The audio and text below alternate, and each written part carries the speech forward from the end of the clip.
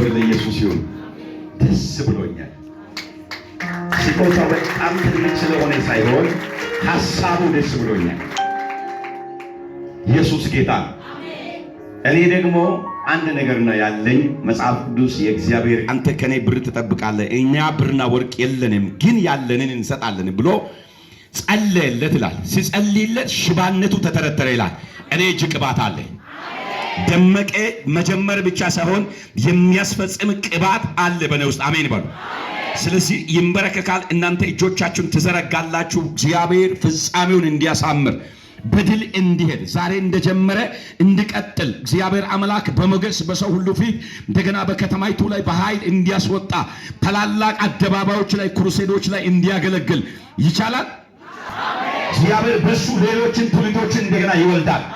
ትናንትና በከተማው ላይ ጥሩ ባልሆነ መንገድ እግዚአብሔር ፊት ወሰው ፊት ሲዘፍንና ሲጨፍር የነበረው ሰው አሁን ደግሞ ለእግዚአብሔር ትውልድን ለእግዚአብሔር ሕዝብን እንደገና ለእግዚአብሔር ክብር ያዘምራል።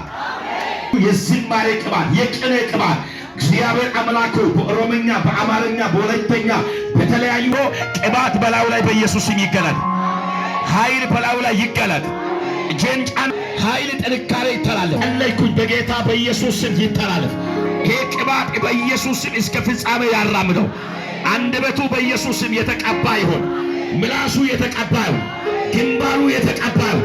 ከዚህ በኋላ በምድሪቱ ስፋት በከፍታዎች ላይ ይራመድ። በአደባባዮች ላይ ይራመድ።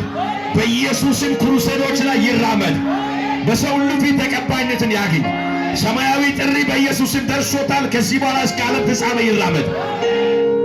ዘምሮ